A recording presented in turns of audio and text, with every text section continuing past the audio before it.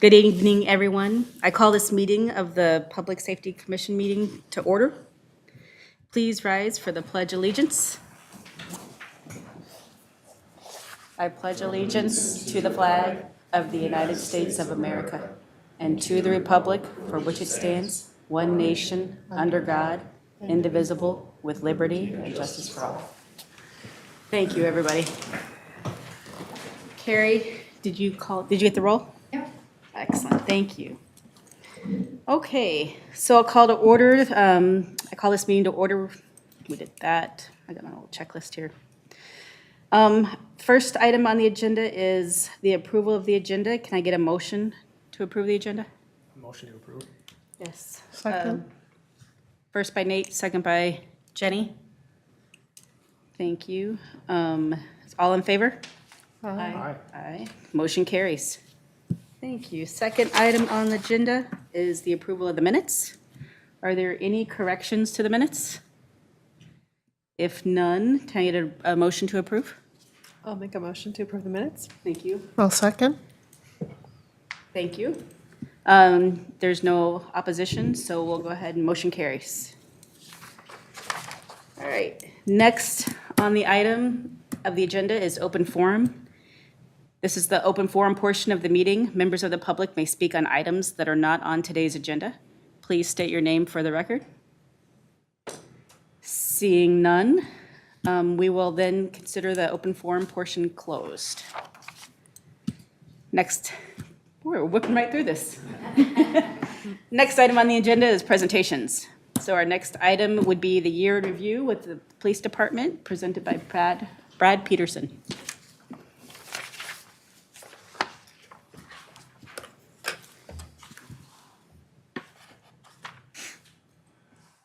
Good evening, Commission.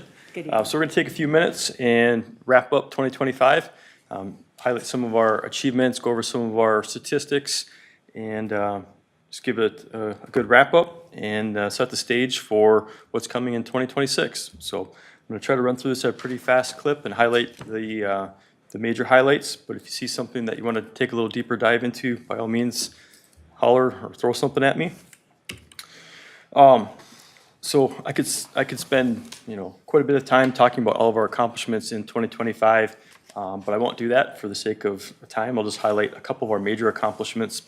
So last year, we successfully launched our new CSO cadet program, which was highly successful in recruiting and developing talent.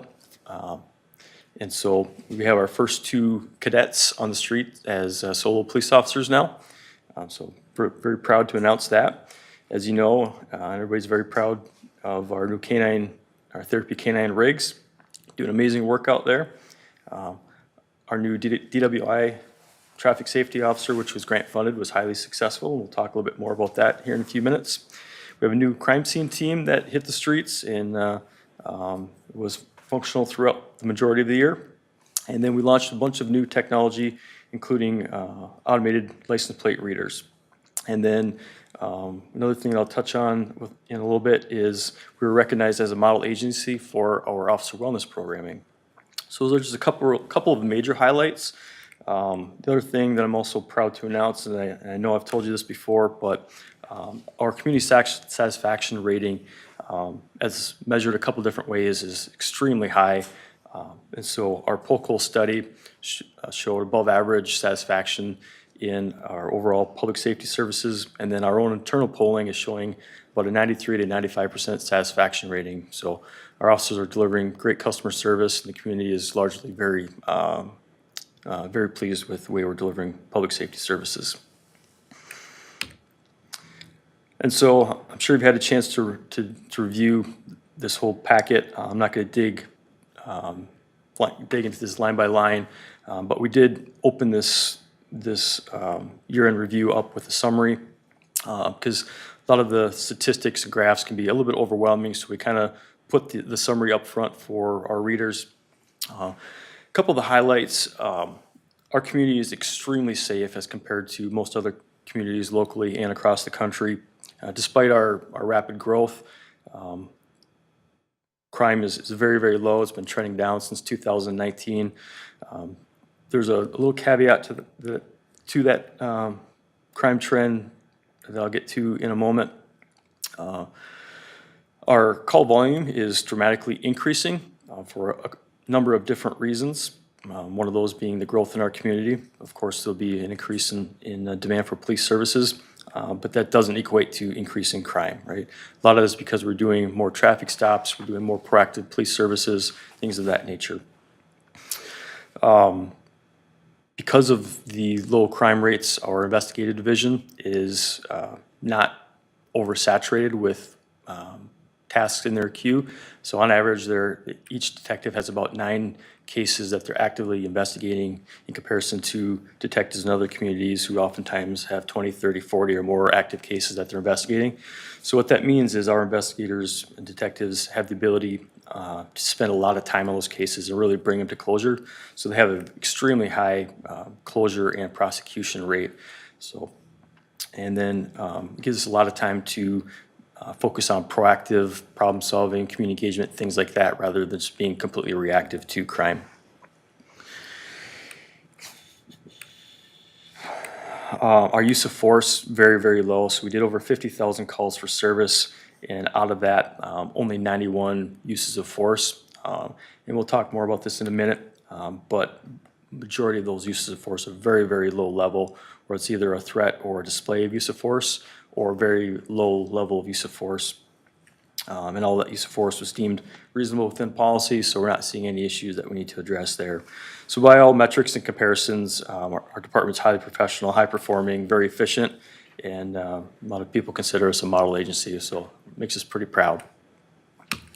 So as we start taking a deeper dive, you can see that over year to year, we're growing in call volume. Last year, we took almost 10,000 calls per service more than the previous year. As I said, a lot of that is due to more traffic stops, more proactive patrols, more livability issues, but not crime, and we're making fewer arrests as compared to past years.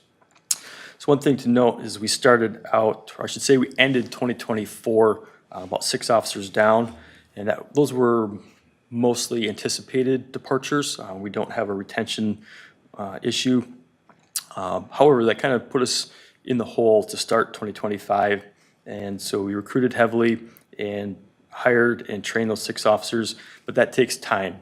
And so you can see in our average response time, we had a little increase from Q1, but by the time we finished the year in 2025, we were back down to 5.5 minutes response time, which exceeds the benchmark average across the country. We had more community service officers. That was because of the CSO cadet program, right? That takes time, money, and training to get those officers on the street as solo officers.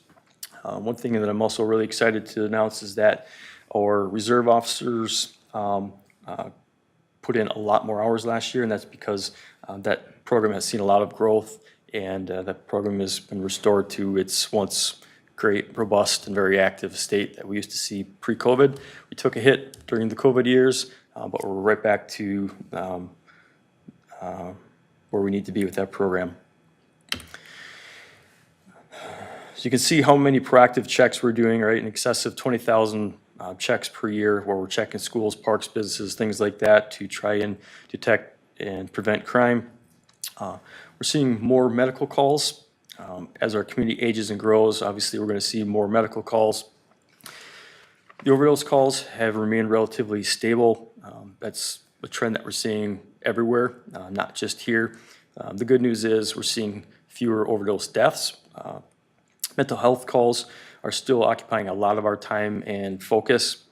The good news is I can report that they're being managed very, very effectively, and we'll get into the details on that here in a moment. But the takeaway from that is that that is a major focus and a major draw on our resources. As I said, crime is very low when we compare Cottage Grove to the other benchmark cities across the country. And so if you look at that graph on the left, the blue shows your person crimes, the green shows your property crimes. Cottage Grove is on the left and the benchmark cities are on the right. And you can see by comparison how much fewer crimes we have than the other comparable cities. And then that chart on the right shows the actual count of those various types of crimes. And by looking at that, you can see how truly safe Cottage Grove is. So here's another way of looking at crime. In that top left, it reports Part 1 and Part 2 crimes. Part 1 is generally your most serious crimes. Part 2 is a little bit less severe. And from 24 to 25, you can see, for the most part, our crime has reduced. And here's that caveat that I was talking about. You can see that the Part 2 crime increased from 24 to 25, and that is largely due to two factors. One being the significant increase in DWI arrests, right? By being deliberate about targeting and arresting more DWI drivers, which keeps our streets safe. We inflated that number from past years to this year. And then the second reason is that we implemented that online crime reporting, so we're capturing more of that unreported crime factor, which is a good thing. So as the community reports more of those crimes to us, that gives us the ability to track trend and take action to prevent more of that crime. And so while you might look at that on the surface, it looks like that crime rate increased, at least the Part 2 crime. That's actually a good thing in this case. But when you look down at that bottom trend line, you can see that over the last 6 years, our overall crime rate has dramatically decreased, which goes to the overall safety of our community. Let's take a minute to talk about traffic safety. You can see that over the last year, did about 2,000 more traffic stops. That's due to our DWI traffic safety officer and just an overall focus on traffic safety across our whole patrol division. That translates to more traffic stops, more citations, and more arrests. And that also will impact our overall traffic safety, which one way to measure that is crashes. As our community grows, we can expect to see more crashes. So we did see a subtle increase in crashes from 24 to 25. A pretty significant increase in fatalities, right? Increase from 2 in 2024 to 4 in 2025. However, 3 of those 4 crashes occurred on Highway 61, where we don't have primary jurisdiction, but we do have to record those numbers in our statistics. So although we did see an increase in in traffic crashes and fatalities, when we compare Cottage Grove to the benchmark cities, our traffic safety is significantly safer than those other benchmark cities. So we'll spend a minute talking about our investigative division. Less cases were referred to them, which is largely due to the decrease in crime rate. However, they're still charging about the same number of cases. Again, that's because they have the time to invest and investigate those cases, which leads to successful charging. So you can see that they're maintaining about an 80% clearance rate, which is, I don't know of another agency that's maintaining that level of a clearance rate. Sometimes you'll see cities who, they have a violent crime problem or a vehicle theft program, and they'll invest a lot of energy on that one area, and they'll manage to maintain a very high clearance rate, such as 80%, but then you'll see a decrease in clearance in those other crimes because they just don't have the bandwidth to investigate all types of crime, whereas when we average it across the board, we're maintaining 80% clearance rate. And then bottom right, you can see our community impact team, some of the work they're doing. They're spending a lot of time and energy planning and maintaining safety in all of our community events, which continues to grow and draw more of our bandwidth. And then our case management unit is managing a very, very high workload. And so our case management unit are those staff that deal with clients who would otherwise generate a lot of call volume and draw a lot of public safety resources because they're people who are dealing with mental health issues, substance abuse issues, other things like that. And so this is probably the slide that I'm most proud of. So our case management unit, we measured our success by the number of calls, the number of arrests, and the number of emergency hospitalizations. in that clientele before they were enrolled in CMU versus after. And you can see that after they were enrolled in CMU, there's an 89% reduction in overall call volume, 65% reduction in arrest, and 81% reduction in hospitalizations.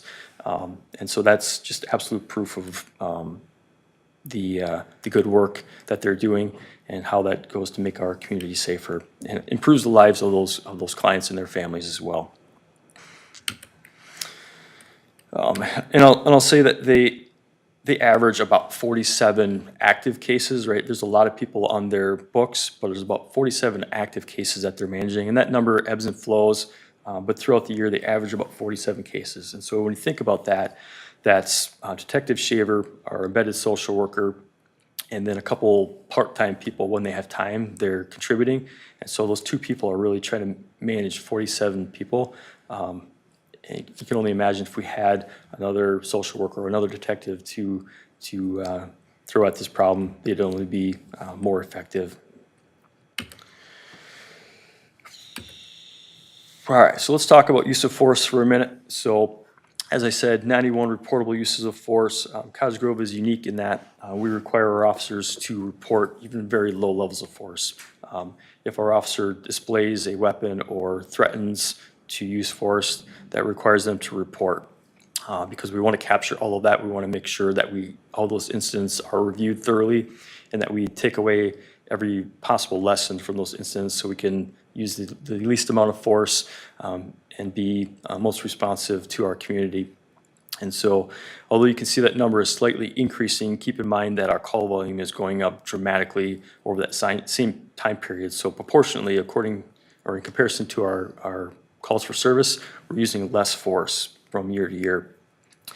And when you think about that in terms of just pure percentages, right? I don't know what 91 divided by 51,000 is, but it's a very, very small number that we're actually using force. And that's contrary to the narrative out there, right? If you watch TV or read the news, people might think that police in general are heavy-handed or use force very commonly, when that's just factually untrue. And so every use of force is reviewed by our use of force review panel. All 91 of those incidents were deemed reasonable within policy. We did take away 3 opportunities to improve our training tactics, equipment, policy, things like that. So, and then bottom left, you can see how many times we actually used force versus just a threat or display of force. Most of that force was very low level, right? We're going hands-on to do an escort hold or grappling with somebody, right? We're not tasing people or using canines to bite people or using pepper ball with very high frequency at all. Most of those higher levels of force I could count on one hand last year. And then another thing that I'm proud to announce is that our pursuits keep trending down. And we've accomplished that not by being restrictive in our approach and policy regarding pursuits, right? We could easily accomplish that reduction by creating a very restrictive policy and telling our officers they can't pursue. But we accomplished that through allowing our officers to use their own discretion to decide when it's reasonable and safe to pursue. And our officers are making great decisions, right? They're not out there endangering the public, unnecessarily banging up our squad cars. They're just making good, sound decisions about when it's safe and feasible and practical to pursue. And that's translating to fewer pursuits. And that's a good thing because pursuits are highly dangerous to our community at times. So, as I said, we closed out 2025 at full staff. If you compare Cottage Grove to other communities, we tend to have fewer sworn officers than other communities, but we operate at a very high efficiency level, and our officers are cross-trained in a number of different disciplines, and so we accomplish a lot with those fewer officers. You can also see that we have pretty low sick and injured hours, which speaks to our culture of safety and our high morale here, and the fact that we're full staffed, right? When we're full staffed, our officers have the luxury of taking time off when they need it or want it versus having to call in sick. Speaking of efficiency, you can see our operating budget and our overtime budget in comparison to other communities. Shows how efficiently we're operating. And then that bottom left, that actual overtime hours, you can see that even starting the year at 6 officers down, we closed out the year with fewer overtime hours versus the previous year. Giving credit to some of our officers that deserve some credit because they're got special awards. And here's the second slide that I'm very proud of, is that overall satisfaction rating from our community. And then I get the ability to screen these surveys as they come in. And day after day, I'm seeing quotes like you see on the bottom of the screen where the community is praising our officers in our department. And it just goes to show that we're doing everything that we can right, and the community appreciates what we're doing.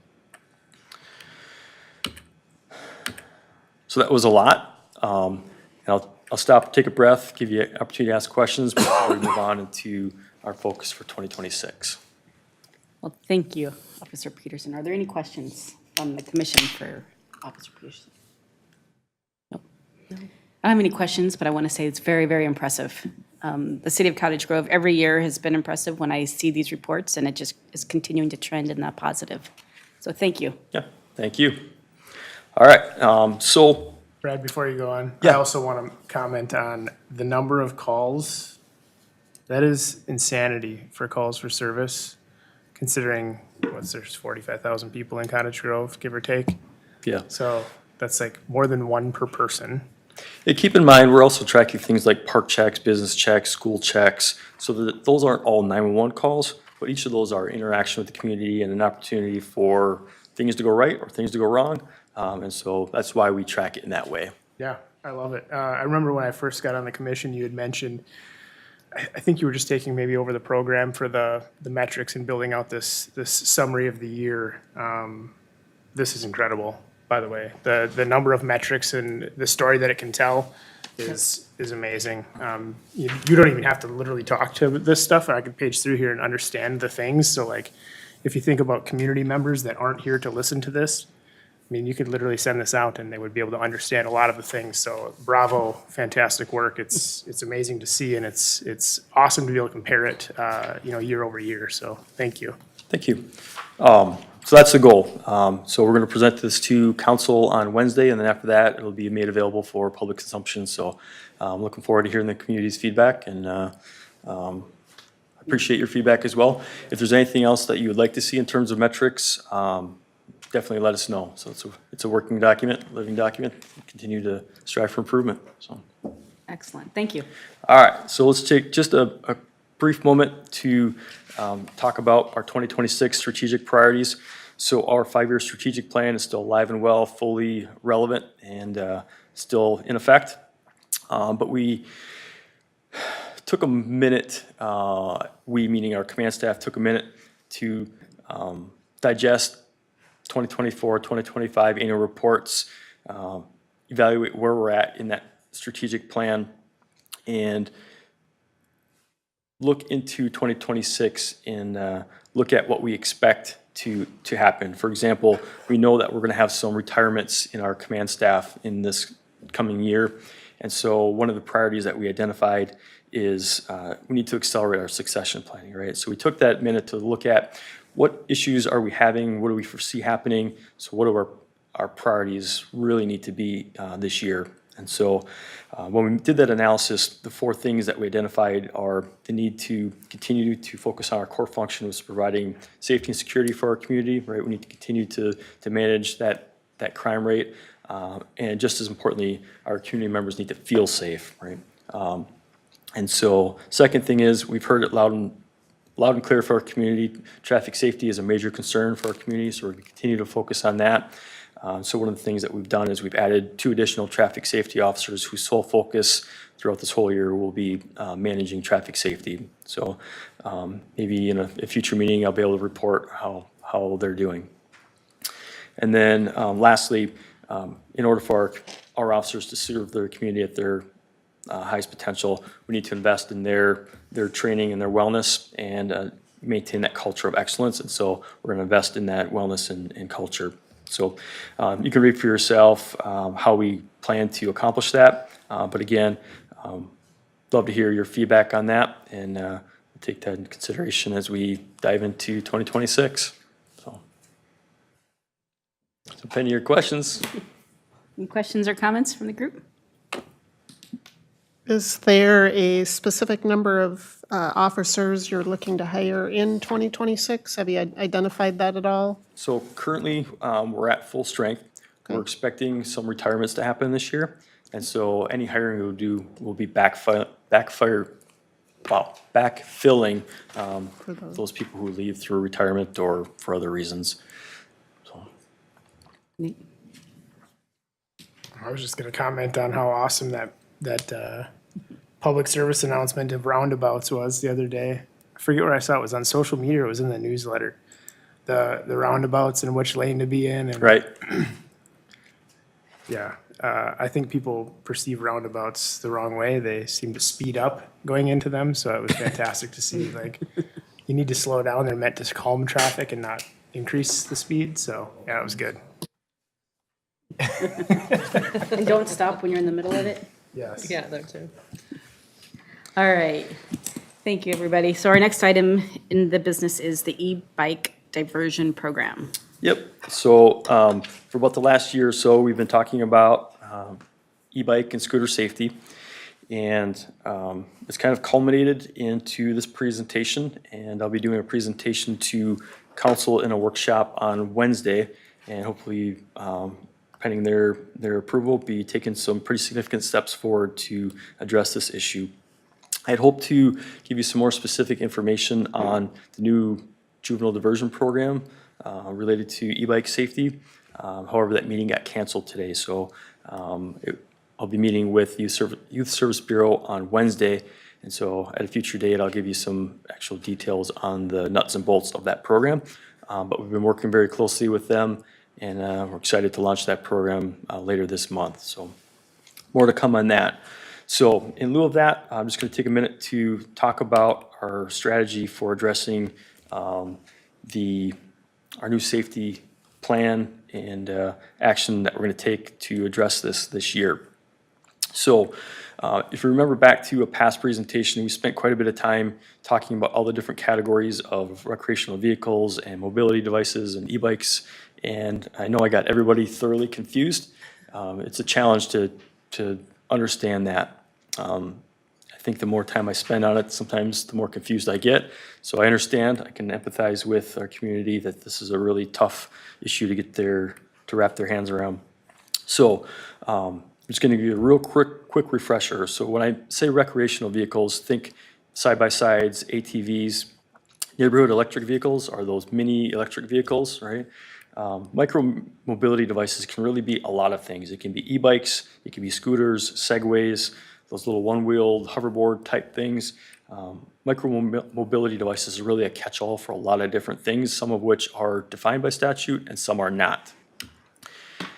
And then we get to motorized bicycles.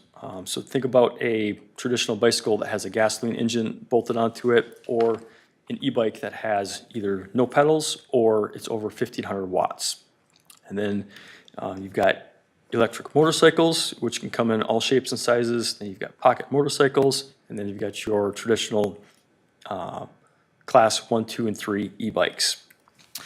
So statute is all over the map, different rules for each of these types of transportation devices, and our current ordinance doesn't address a lot of those. So our aim is to amend our ordinance and then educate our public accordingly, and then pending council approval, amend our statute with a couple of common sense rules to make our community and our riders safer. So our 5-step plan is first to launch an awareness and education campaign. We started that a little bit last year, but we've got a very robust plan in place and it's ready to launch later this month. We've been working with the Youth Service Bureau and District 833 to get the safety planning and awareness training into our schools and educate our youth. Because a lot of times what we see, a lot of our complaints come from the kids on these e-bikes and scooters.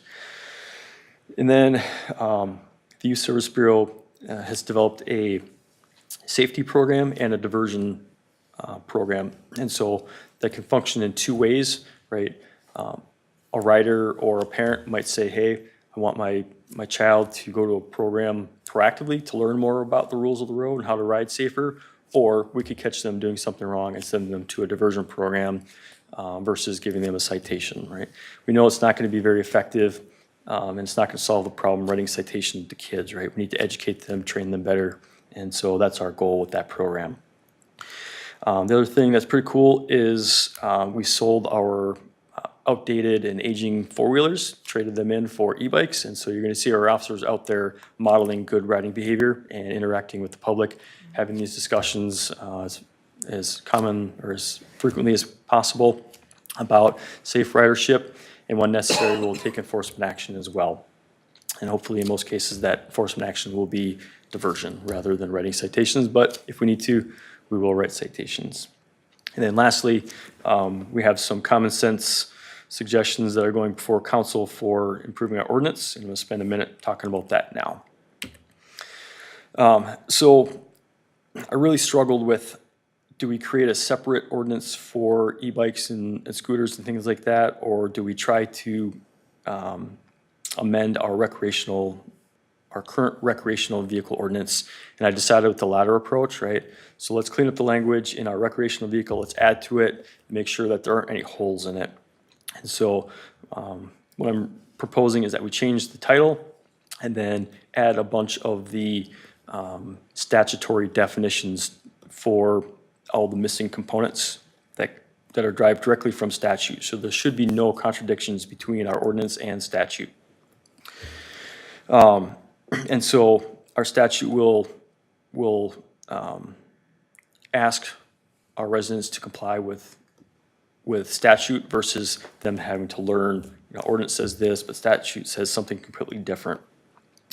And there's a couple very specific occasions where our ordinance would be more restrictive or require something in addition to statute. One of those areas is that I'm suggesting that we allow riders on foot scooters to operate on mixed-use paths. So think about our bike trails and our walking trails throughout town. I'm proposing that we let motorized scooters ride on those. The alternative is we force them into the roadway because by statute, they cannot ride on sidewalks. So a 12-year-old rider is allowed to ride a 12-year-old rider is allowed to ride a motorized scooter, but not on a sidewalk. So if we don't let them ride the paths and bike trails, we're pushing them into the traffic lane, which I don't think is a very good idea. So I propose that we're gonna let them ride on those biking trails and walking trails. We're going to suggest that we impose a reasonable speed limit, knowing that this is gonna be difficult to enforce, right? Especially if we put a number on it, right? If I said nobody can ride at greater than 25 miles per hour, that's going to be very difficult to enforce. I'm going to have officers out there with radars and lasers, and I think a better approach would be to say our riders need to maintain a reasonable speed. You can't endanger the public. They can't be a nuisance, right? It gives the officers the ability to make a judgment call and use their best judgment, given all of the factors, the totality of the circumstances. Was their speed reasonable or not? And we'll let the courts sort it out. Ideally, it'll never go to the courts. It'll end up in a YSB diversion, and the rider will go there, learn more, and that'll translate to more safe ridership. Riders need to yield the right-of-way to pedestrians, right? A lot of our complaints come from walkers or joggers, and they get buzzed by a F-16 going past them, right? That's never fun or safe, so our riders need to yield to those pedestrians. And then I would ban those neighborhood electric vehicles from sidewalks. We've seen that in very few occasions, but as they become more and more popular, I expect that we would see more of those if we didn't take some action to ban them from our sidewalks and trails. Probably the biggest recommendation here that I would want to emphasize and see passed is that everybody under 18, regardless of what you're riding, has to wear a helmet. I don't think anybody can argue that's just good common sense safety. And then all of these violations potentially could be charged out as a misdemeanor, but like I've already said, that's not our goal to have these result in citations. Most of these will result in a conversation and or diversion. So there are a couple other minor tweaks here and there, but those are the 10 big recommendations that I'll bring in before council on Wednesday. I would love to get your feedback on this and be able to go to council and say that the PSC has reviewed this and approved it, but I won't put the horse in front of the cart, so I should say the cart in front of the horse, so I'll give you the opportunity to give feedback on that. Thank you. Any questions or comments for discussion? I was just gonna comment on this, is legitimately the best, all of the best things from all of those other examples that you presented to us a few months back. These are all the things that I was literally hoping that were gonna be in here. I think it highlights the ability to still use your brain and logic while putting some guardrails on it. And then, you know, that anybody under 18 to wear a helmet. I mean, you've seen instances where kids don't have helmets on and it ends poorly, Right. as have I. And it's like, you know, if there's a place that I can donate money, feel free to send that my way. Thank you. So, for the USB or YSB. Youth Services Bureau. Yeah. Yeah, so for those watching and Nate, for you, the YSB is going to be our primary and only source of diversion and that preventative safety training. And so I know they'd gladly accept your donations, so feel free to donate to the YSB. Their gala's coming up, so, I love it. yep. Nice. I'm in.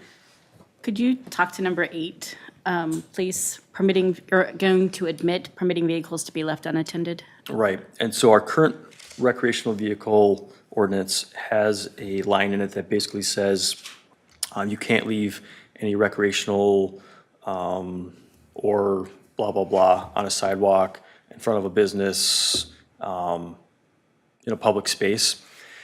And so as we thought about that, right, how often you go to a park and you see a e-bike or a bike or a scooter Just parked at the playground or in, you know, all over.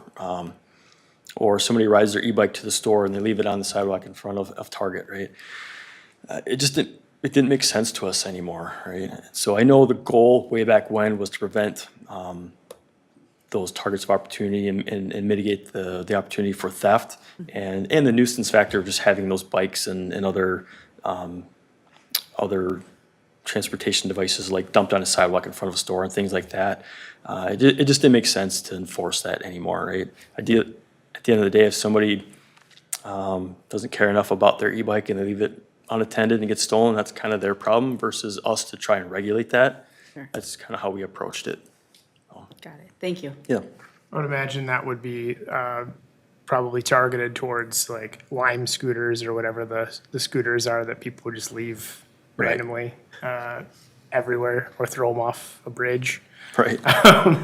So yeah, I think that would probably be like the direct target of that type of thing. But yeah, otherwise, like you said, it's common practice now. If somebody's going to use that as their primary means of transportation, where else are they supposed to park it? Right.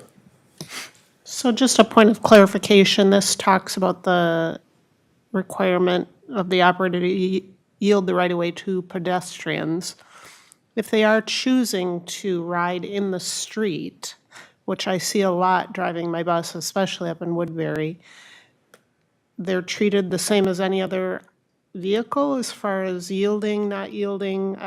Can you clarify that a little bit? The answer is it depends.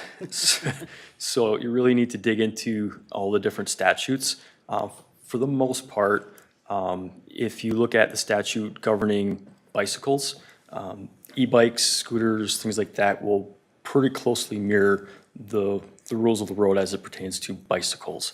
And so I wish I could say a bike versus an e-bike versus a scooter is equal to a car when they're all in the lane of traffic, but that's not necessarily the case all the time. Well, I know it's not a very good answer, but the question is, it depends. Do you have a specific, maybe if you had a specific scenario, I could answer that one. That might be a, Well, I just know we were down south and we were in a community that had golf carts. And I know down there, they do not have the right of way over vehicles. sure. So I'm just kind of trying to piece that all together, like, and we obviously don't have golf carts riding around like they do down there, but just the sheer safety, I mean, I see these kids going 30, 40 miles around, on scooters, e-bikes, these mini bikes, if you will, and, just trying So to I can give you wrap some, my head I can around. give you some generalities, and there may be some exceptions to this depending on, some circumstances, but for the most part, a bicycle, an e-bike, a scooter, can travel in the lane of traffic. They should stay towards the right of the lane or closest to the curb possible. They need to slow down when they come to an intersection and be capable of stopping. They need to yield to any traffic that's crossing or any pedestrian traffic that's in the crosswalk. They need to signal their turns. They need to yield like you would if you were driving a car, right? You need to yield if you're making a left-hand turn, things like that. You can't just blindly blast through intersections like we see a lot of times. Generally, when we see those tragic outcomes or those near misses, it generally happens at an intersection where somebody on a e-bike or a scooter didn't yield at an intersection, or in some cases,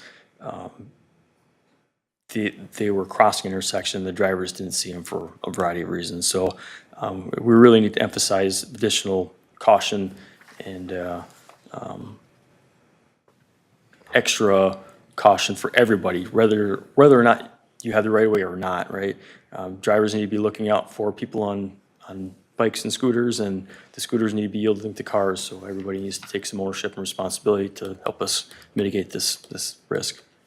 Yeah, and hopefully the education piece will really help, because I don't think a lot of that by these young people is, they just don't, they're doing what they want, how they want, when they want. And so definitely a real safety concern there, but hopefully getting that education out there will really help. Yep, that's the plan. So, Any other comments or discussion, questions? No, I think you've done a nice job of trying to make it as simple as possible, even though I know there's a lot of complexity with the type of vehicles and kind of classifying, but I think this is easy to understand, and I like the helmet requirement for under 18, so it's a good proposal in my mind, so, nice job. appreciate your feedback, thank you.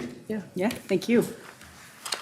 All right, well, then that takes us to moving forward towards commissioner comments.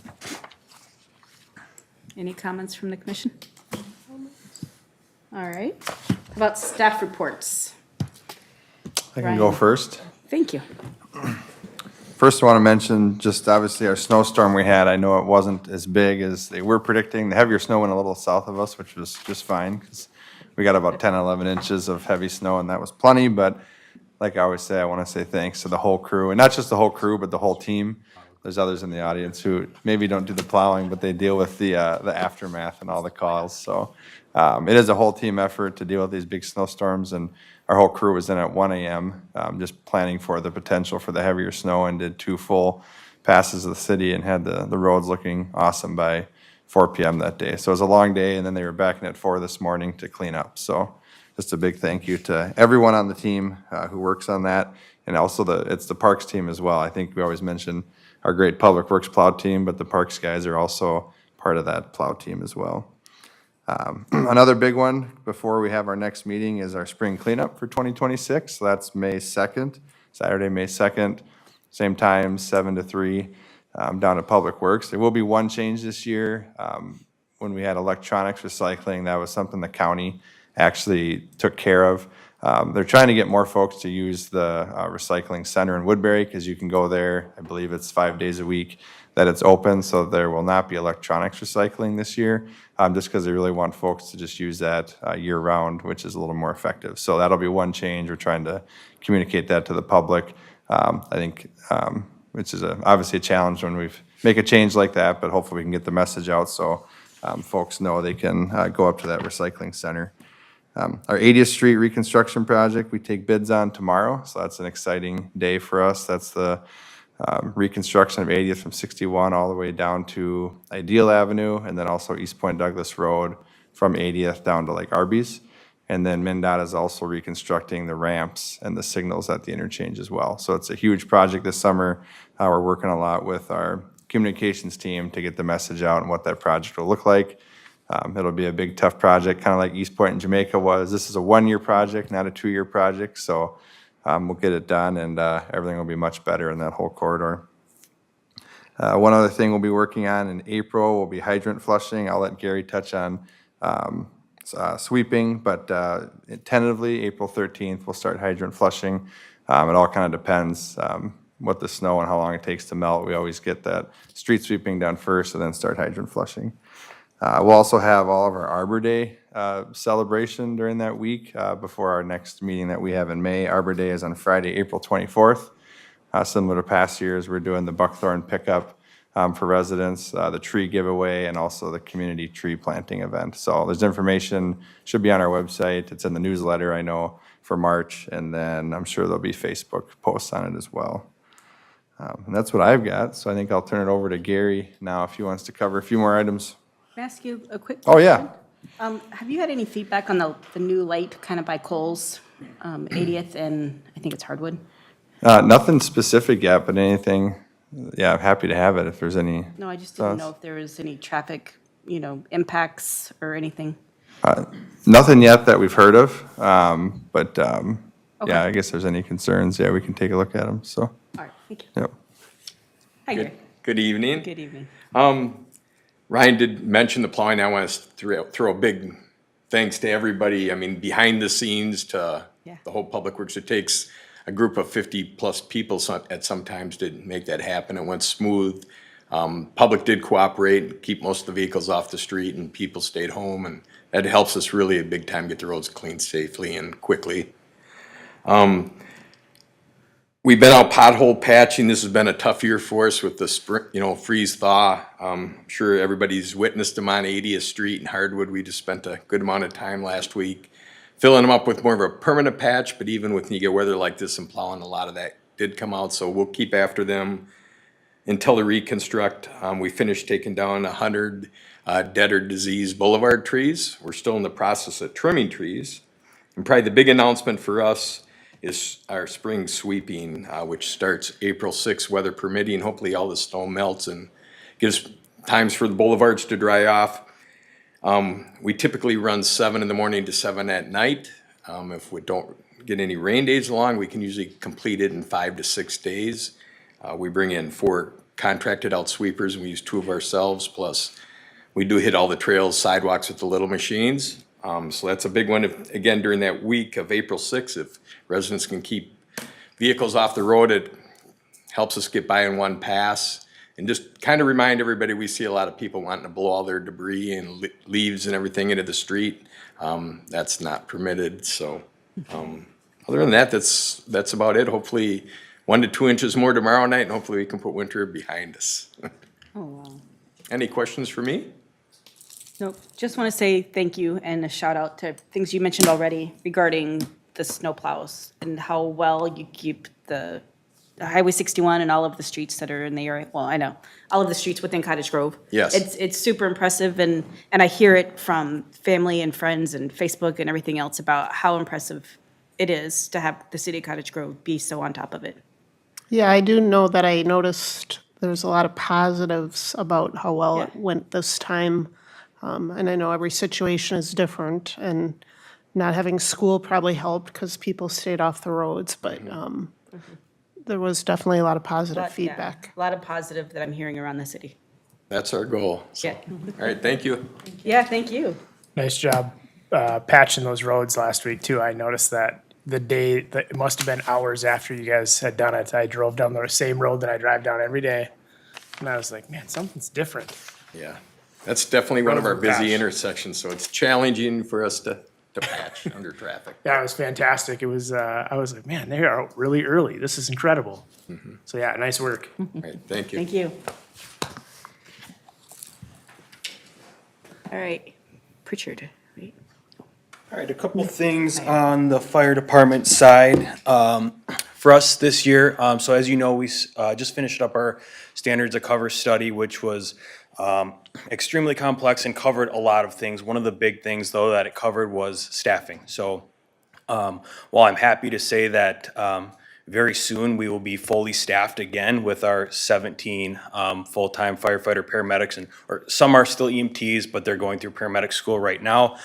We've proven that to be very successful for us, but we will be applying. We've gotten council approval to apply for the SAFER grant, and what that would get us is 7 more full-time firefighter EMTs or firefighter paramedics. Again, if they're EMTs, we have the ability to put them through paramedic school.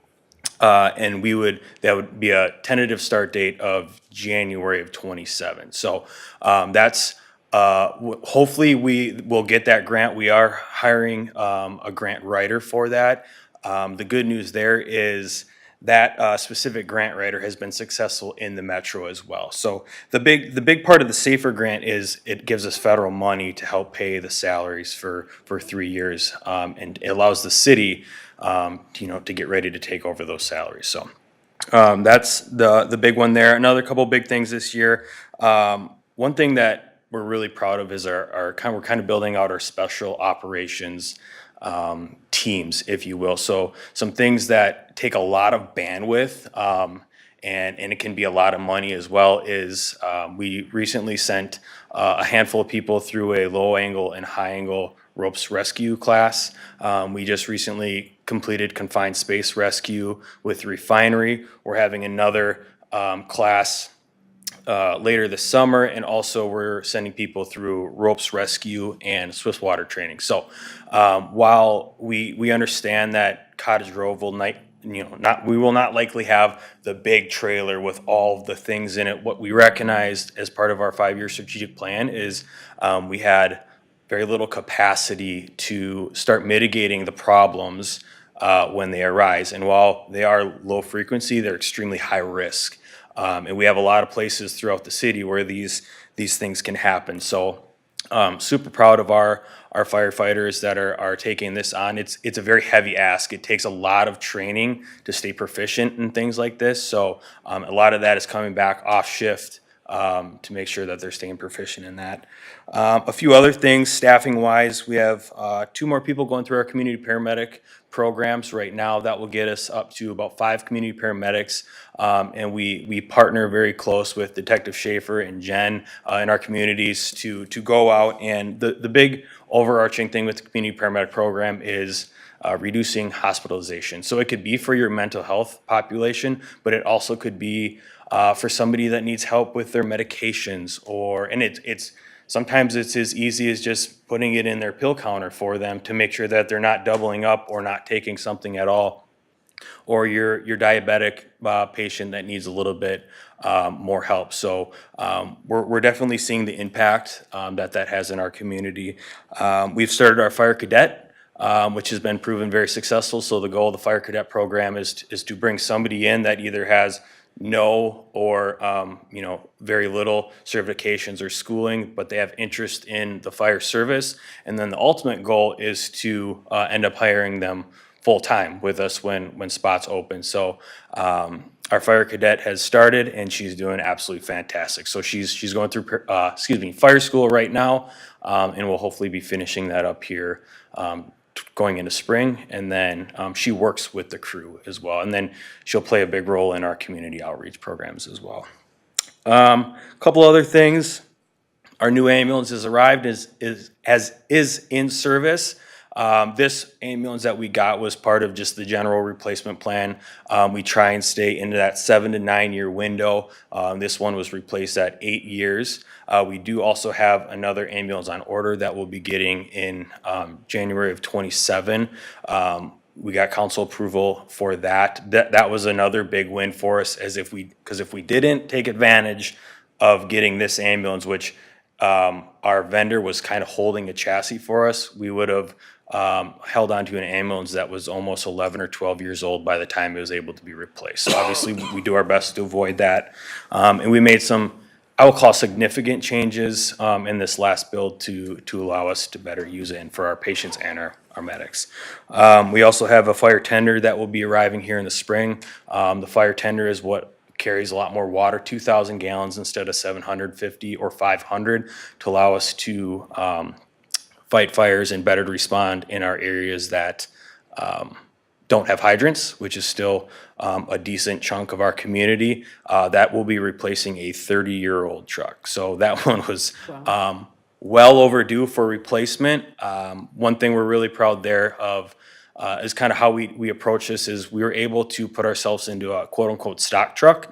So instead of making a bunch of customizations to the truck, we identified that the stock truck more than fits our needs, and we're able to save over $100,000 in that purchase. So last thing I have, another big thing we're doing here this year is we're kind of revamping our whole QA/QI process. So for a number of years, we look at every chest pain call, every stroke call, and every time we give a narcotic. I pull that report every month. We have a lot of metrics to make sure, we're doing an EKG under 10 minutes. If it's a narcotic that we gave, was it the right patient, the right dose, things like that. We wanted to revamp it, so we put a lot of bandwidth in what does that look like for us. So we've added, recently we've added our BiPAP, which is off of our ventilators so if somebody's having difficulty breathing. We're digging a lot further into our cardiac arrest calls.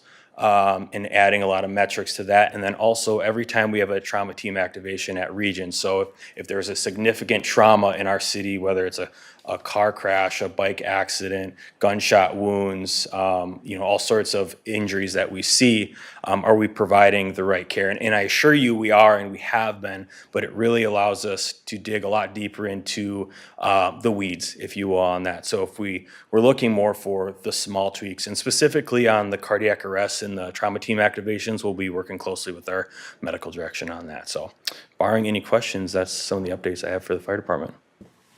Thank you. That's a lot of great news. Yeah. Any questions or comments? No? Well done. Thank you very much. All right, Mr. Peterson, I know that you've already presented. Yes. Did you have more, or? I think I took up enough of your time, so no, I don't have anything else to add. Okay. All right, council comments. Thank you. Dave Thiede rotated to a different commission, so now you have the other Dave Clausen here today. I think I've met you at some meetings last year. A couple things I just want to highlight. Nick and Brad gave you some great news on things that are going very well in the city. I want to highlight a couple things. One is the case management unit, the case management officer, Detective Shaver, and our embedded social worker. The embedded social worker, if I have the number right, 50% of that salary position is paid by the county and 50% by the city. When I was retiring, transitioning out of the police department, that unit was just getting started. And if we had a mental health call or a behavioral health sort of call, the only thing we could do back in the day, I hate saying that, but we could just take them to the hospital, and that used up a lot of officer time, a lot of ambulance time, a lot of ER time, and the ERs are very, very full. So this unit has been able to deal with a lot of the more simple things, keeping the patients in our community, and foregoing this ambulance transport. So we found some great tools to try and keep people at home, spend some more time with them, make phone calls to them, ask them how their day is going, and it's just these numbers that I'm seeing are just amazing. So the council is in full support of the paramedics. The community paramedics are helping a lot, and I think this program is just going to go nowhere but up, and hopefully we can get some recognition at a much higher level, at state level, because it's just amazing. I can't talk enough about it. My other comment was the standards of cover from the fire department. The council dove deep into that, and one of the big things that came out of that was the amount of police and fire calls that we're getting, the increase over the years, and my number's probably low, but it's about 10% year over year with some changes. So the calls with our growing community, with aging our community, the calls are going up, and we really didn't add a lot of staff to help with that. So we allowed the fire department, of course, obviously, to apply for a grant to help not backfill, but add to the fire department, because I think it's definitely needed, and hopefully this grant will come through and we can hire some people and they can get them going next year. So we look forward to that. On the e-bikes, we're looking for a lot of feedback on that. I took a lot of feedback from you, which I'll bring back to the council. It's a nice updated ordinance, and of course, you can always reach out to me anytime via email. Be glad to answer any questions that you have. Thanks. Excellent. Well, thank you. Any questions or comments for anybody on the staff? No? All right. Any other topics? Okay, well, if there's no further business, then I'll entertain a motion for adjournment. Motion. Motion over here, second? I'll second it. Second, all right. Motion carries. We are adjourned. Thank you.